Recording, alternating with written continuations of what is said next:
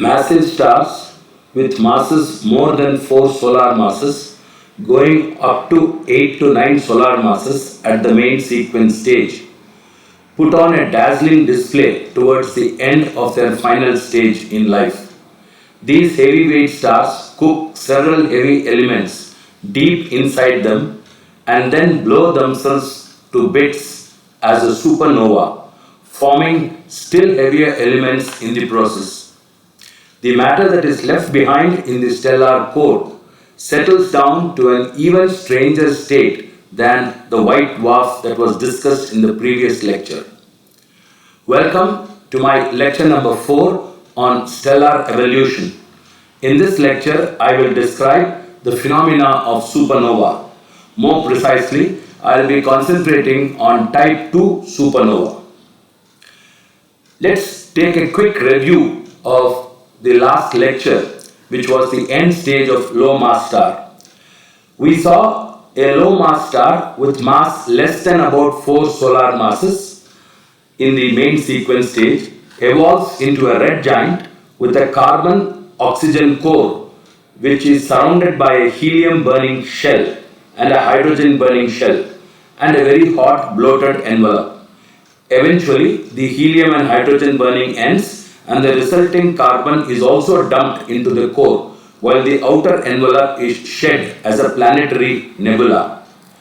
The carbon core continues to contract and its temperature keeps increasing until the collapse is halted by electron degeneracy pressure, a pressure that is independent of temperature but depends solely on density. This pressure halts the core collapse. I would like to reiterate that the electron degeneracy pressure is a quantum mechanical effect that comes due to the fact that electrons are fermions and they obey the Pauli's exclusion principle. In these cases, the core does not become hot enough to fuse carbon. This highly dense state of star, which is typically has a size of about that of the Earth, is called as white dwarf. Over several billions of years, the white dwarf cools and loses all its radiation to fade as a black dwarf into the universe. Only stars whose core have masses of 1 point, a maximum mass of about 1.42 solar masses, which is called the Chandrasekhar limit, can really end as a white dwarf. So, what really happens to stars that are very massive than the Sun at the main sequence stage? They whip through the main sequence stage at a very rapid pace. These megastars use up their hydrogen extremely quickly. A star of 10 to 15 solar masses may take only about 10 million years from the time it reaches the main sequence until the time when it has exhausted all the hydrogen at its core. This is in fact 1,000 times shorter than that for the Sun. When the hydrogen in its core is exhausted, the outer layers expand and we saw the star becomes a red giant. Now for these more massive stars, the core can then gradually heat up to 100 million Kelvin and the triple alpha reaction begins to transform helium to carbon. After this ignition, the helium burns steadily, unlike the helium flash in the less massive stars that we saw ended up as the white dwarf. By the time the helium burning is concluded in these massive stars, the outer layers have expanded even further and the star has become much brighter and bigger than a normal red giant. It in fact has become a red supergiant. One of the best example of the red supergiant is the star Betelgeuse in the Orion constellation. Supergiants are inherently very bright stars with an absolute magnitude of up to minus 10, which is about 1 million times brighter than that of the Sun. A supergiant star, of course, spreads out to such huge volume that its average density is typically about 1 million times less than that of the Sun. In this picture, I would like you to compare and get a feel for the size of a supergiant. Now, if you look at this picture, what you see at this in this slide, in this picture number 4 at the extreme left is the star Sirius, which is typically of the size of the Earth. And on the same scale, you look at the star Aldebaran, which is a red giant. So the red giant is an extremely massive star. This is easily about 10 times the mass and size of the sun.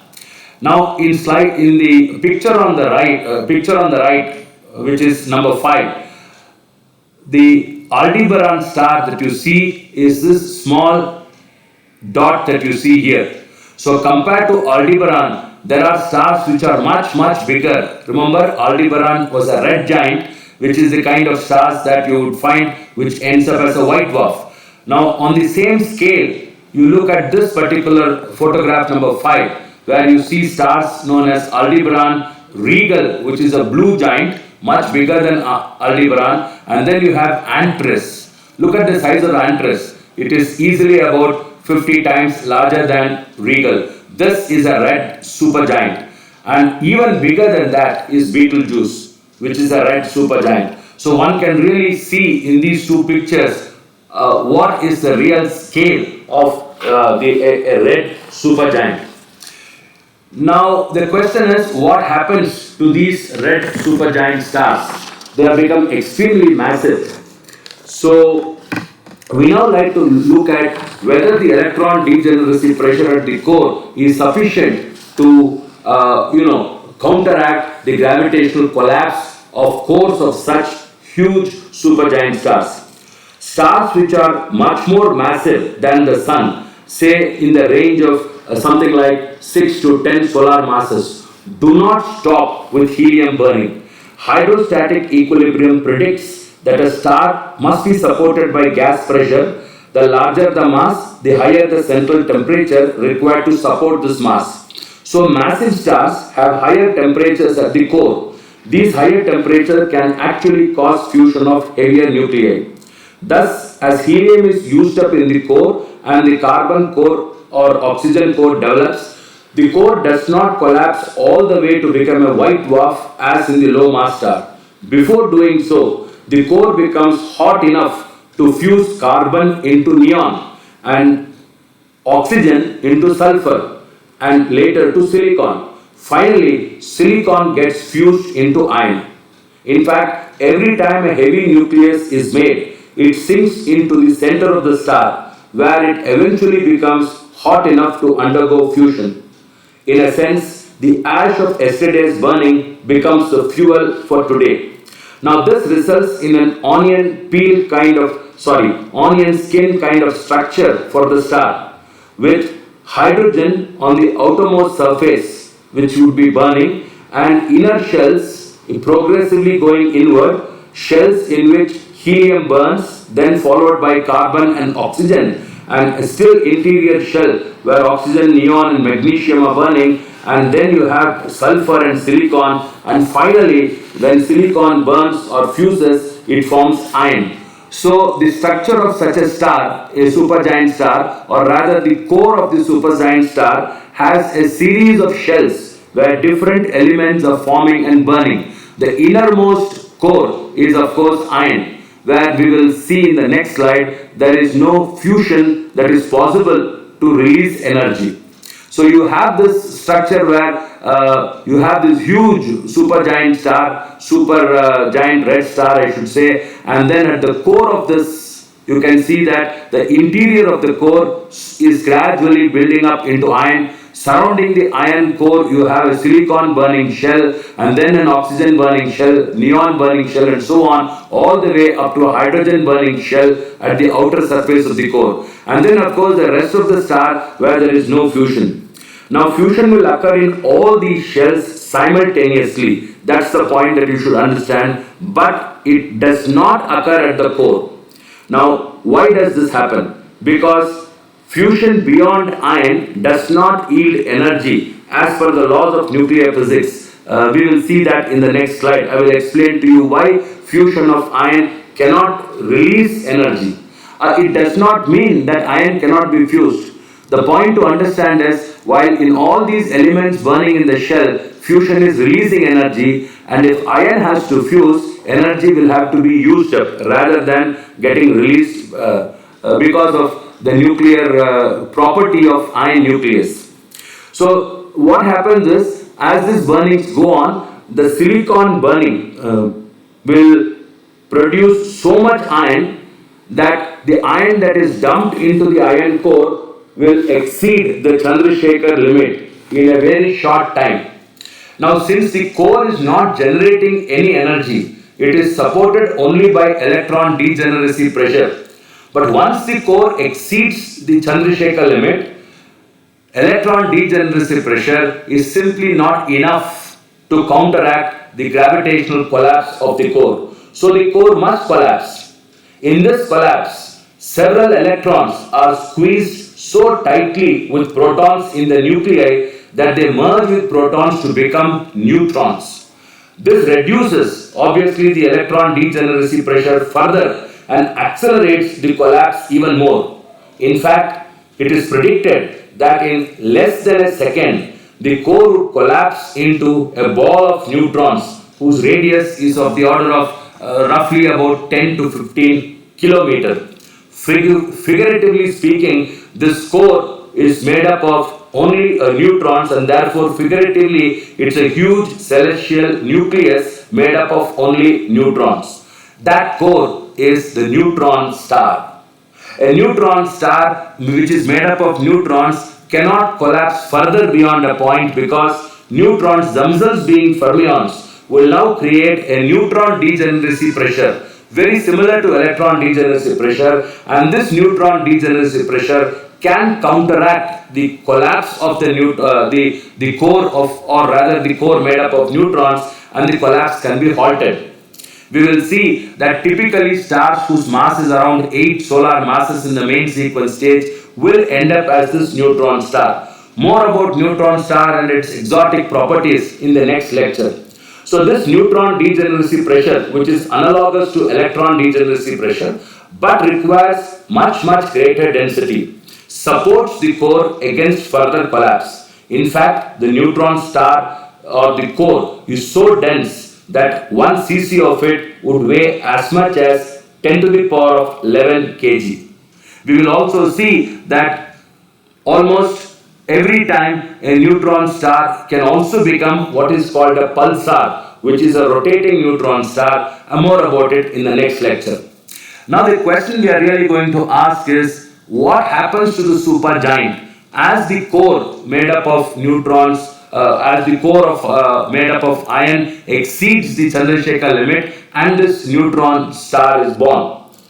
The sudden collapse of a massive star's core into a volume which is 10 to the power of 6 times smaller than its original volume is really bad news for the star. I will explain this bad news, or rather what this bad news means for the star, in the next slide. In this slide, I want to explain to you why iron cannot fuse and give you further energy. This is the binding energy curve.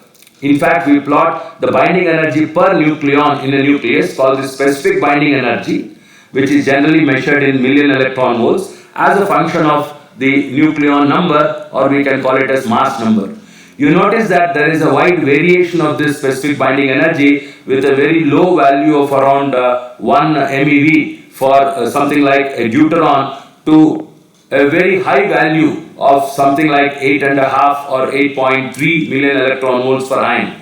You notice that the iron nucleus has the highest specific binding energy, meaning it is the most stablest state, or rather the most stablest nucleus in the periodic table. One of the interesting features of this binding energy curve is, if you look at the binding energy curve, you find that these low mass number nuclei, for instance, you can have one H2 and another one H2 fusing to give you a 2He4.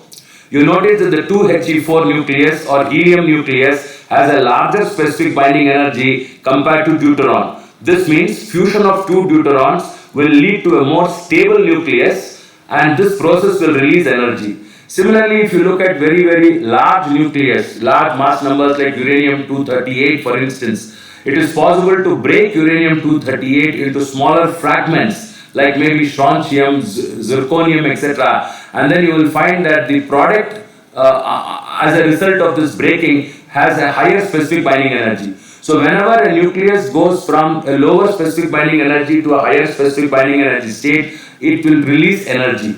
The breaking of uranium-238 into smaller fragments is called nuclear fission. As you know, it will release energy. Similarly, the fusion of deuterons to form helium is nuclear fusion, which also releases energy. But look at iron. Now, iron has the highest binding energy, and therefore further fusion of iron leading to higher nucleus will only require energy. You cannot produce energy by fusion of iron nucleus. So therefore, when the core of such a star becomes iron, no further fusion is going to take place. But if the temperature of the core can go to something like 200 million Kelvin or so, then it is definitely possible to fuse iron. We will see that in what is called as a supernova explosion. So, as I was telling you, the sudden collapse of a massive star's core into a volume which is almost a million times smaller than its original volume is really bad news for the star.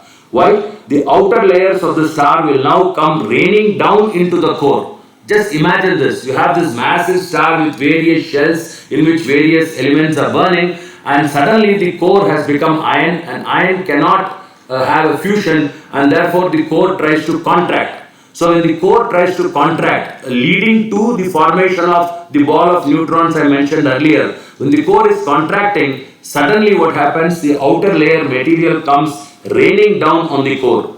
Now this collapse will change into an extraordinary explosion, which is what we call as type 2 supernova. The actual process by which this happens is not exactly very clear, but we have extremely good theories which predicts what could be possibly happening. Evidently, what is happening is as the core collapses to something below its equilibrium radius, remember as the core is collapsing, electrons are getting fused with protons in order to form neutrons, and therefore a stage comes when the neutron degeneracy pressure can halt the collapse. So the core will collapse to a radius which is slightly less than the threshold radius, and then it is believed that it will bounce back, slightly rebound back. Now this bouncing back from the equilibrium radius will generate a shock wave. This shock wave will transfer an enormous amount of energy on the falling material from above. A strong wave of energy, and this shock wave, when it travels outwards through the layers, heats the stellar material so much that the outer layers are simply blown off in a violent explosion. Another important effect is that the huge number of neutrons that are formed due to the reaction of the proton and electron fusing to form a neutron. A proton and an electron can fuse to form a neutron, as I shown in the previous slide here. Let's take a look at this previous slide here. This reaction which I have written here. Let's see this. This one here. If you look at this next slide. Okay, I'll show that in the next slide. So the point is, the compact core which has become a neutron star would have in effect blown off the entire material into a spectacular, shall I say, explosion. Almost 99% of the energy is emitted as neutrinos, which came out of the reaction of proton and electron fusing to form a neutron plus neutrinos. Only about 1% of this energy is really converted to kinetic energy, and that 1% heats up almost the entire ejecta in a spectacular explosion. So this supernova explosion emits enough light so as to make it shine brighter than an entire galaxy. In the process of the supernova explosion, the temperature will briefly reach an order of 10 to the power of 9 Kelvin. Yes, a billion Kelvin. And at that temperature, elements heavier than iron can be synthesized by fusion. Remember, we mentioned that we can't get energy by fusing iron nucleus with another nucleus, but we can definitely provide enough energy to make the fusion of iron happen. Isn't it? So this is what happens in the supernova explosion, that the iron gets fused in the explosion to synthesize several new nucleus. In fact, the energy required to produce a nuclei beyond iron is believed to be available only in a supernova explosion. So, what is the significance of this supernova? It goes much beyond the production of rare and heavier elements. Even light elements, nuclei such as carbon, oxygen, etc., which would have otherwise been locked up inside a star, are actually thrown out into space. These supernovas therefore enrich the interstellar medium with all kinds of elements that are necessary for the formation of planets and probably even life. Further, the shock wave that is generated by a supernova blast can actually trigger star formation in interstellar medium of gas and dust and in other giant molecular clouds. Supernovas are also a very major source of cosmic rays that we see. Now, very extremely, one should understand that a supernova is a stellar explosion that will briefly outshine an entire galaxy. It will radiate as much energy as the sun or any ordinary star is expected to emit over its entire lifespan before fading from view just over several weeks or months.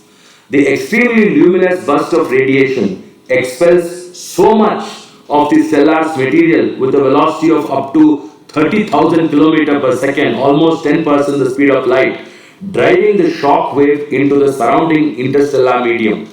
This shock wave will sweep up an expanding shell of gas and dust, which is called as the supernova remnant.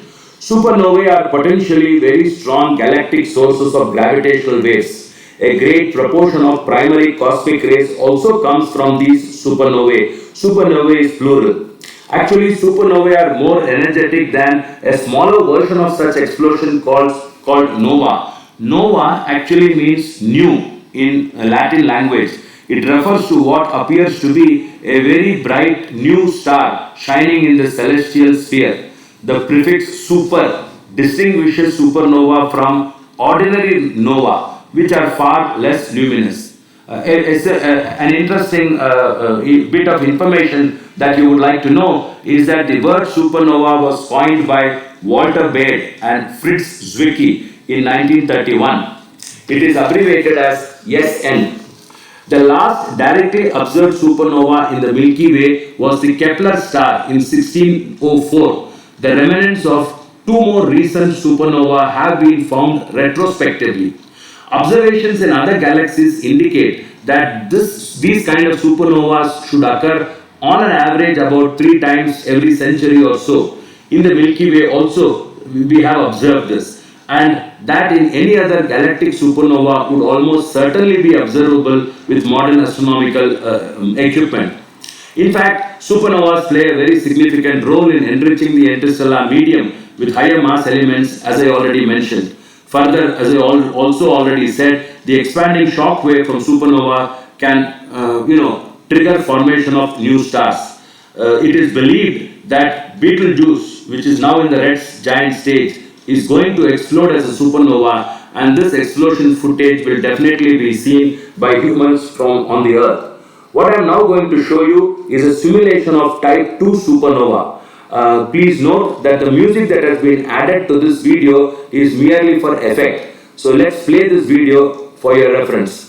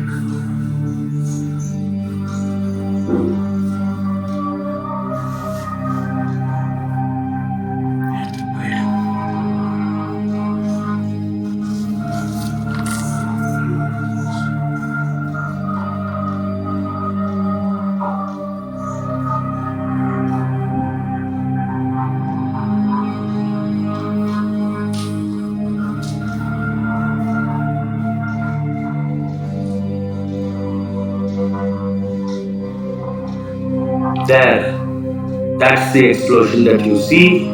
Look at the brightness outshining the entire galaxy. This is simulation. I will also show you a real time-lapse photograph taken by the Hubble Space Telescope of a supernova that occurred a few years ago, or was observed a few years ago by NASA.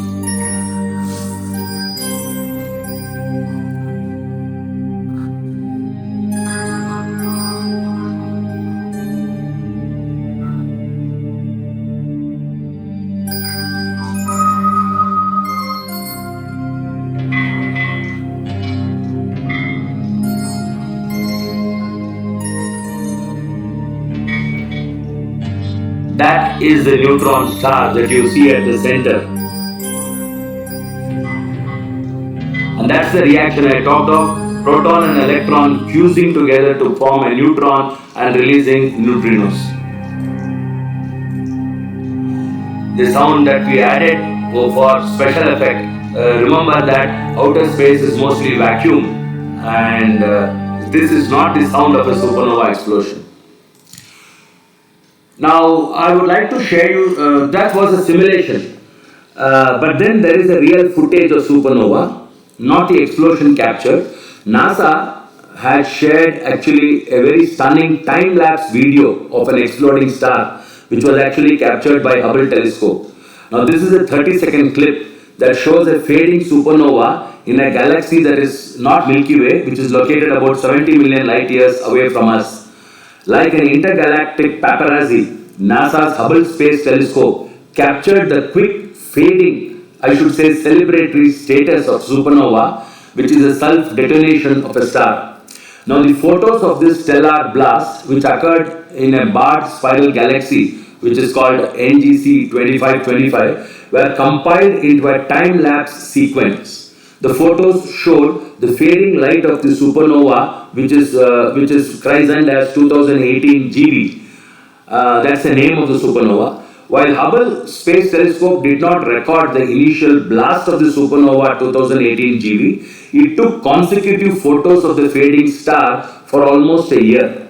Now these photos were taken between 2018 and 2019, and they were compiled into a time-lapse sequence, and then it was shared online by NASA. At its peak, the exploding star was as bright as 5 billion suns. Yes, you heard me right. The brightness was as much as 5 billion suns. The brightness exceeded the entire brightness of the galaxy itself. So this is a time-lapse video of a real time-lapse photograph which was compiled into a video by NASA of a supernova that was fading after this explosion. Watch this video. Now that is the star which exploded. Look at the brightness. Enormous. There again goes. There. It is outshining the entire material around it. So supernovas are real. In fact, here is another very interesting picture. This is called the supernova 1987A. A indicating that it was the first supernova that was observed in the year 1987, and it is the nearest to the Earth in more than 3 centuries.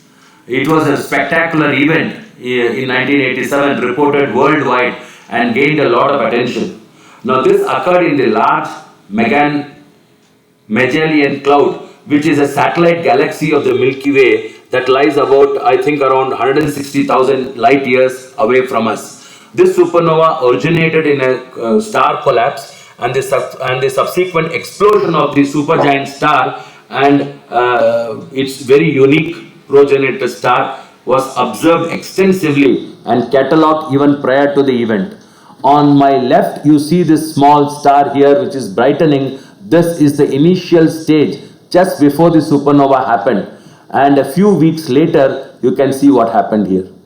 So this is an actual photograph taken by NASA of this. This was predicted to explode. This star was predicted to explode, and you can clearly see that in the photograph on the right, the brightness of this explosion is outshining the entire galaxy where this star is. This star was located in the large Magellan Cloud, which is, as I mentioned, another galaxy close to our Milky Way. In fact, this star has been observed extensively and it has been catalogued very well. The fact that the supergiant was hotter than expected for an immediate progenitor actually led to several improvements in our understanding of the supernova theory. The burst of neutrinos, from the reaction of proton and electron fusing to form neutrons. This burst of neutrinos that accompanied this star's collapse was actually detected on the Earth, which provided the verification for the theoretical predictions of the nuclear process that occur in supernova that I mentioned to you before. What was left behind is a pulsar, a rotating neutron star, which we will study in the next lecture, or I will explain in the next lecture. The study of this evolving remnant is continuing in the 21st century now, and probably it will be a very good candidate for future studies as well. In the next slide, I would like to show you the kind of elements that are produced in a supernova explosion.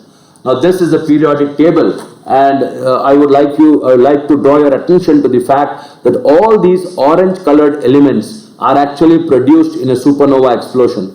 Just imagine, had supernova explosions not occurred, we would not really have found all these elements on the Earth. So we are in some sense stellar material. Of course, this chart also shows you how various other elements are produced at various stages in the evolution of the galaxy. Right during the Big Bang, we had hydrogen and helium, and in very many cosmic ray processes, we have elements like boron, lithium, beryllium, etc. produced. And of course, man-made elements are also there, which are not seen in the outer space. For instance, this last line that you see here, all these elements are essentially man-made in huge atomic colliders. But the interesting point is this: look at the large number of orange-colored, squares, which indicate several of these elements are all produced in supernova explosion. So supernovas are extremely important in the study of stellar evolution. Now, before concluding this lecture, I would like to distinguish between two types of supernova. What we talked about so far is actually the type 2 supernova. There is another supernova called type 1. Actually, supernova can be triggered in these two ways. One way is what I already described to you, the collapse of a star, a massive star, supergiant star. There's another way.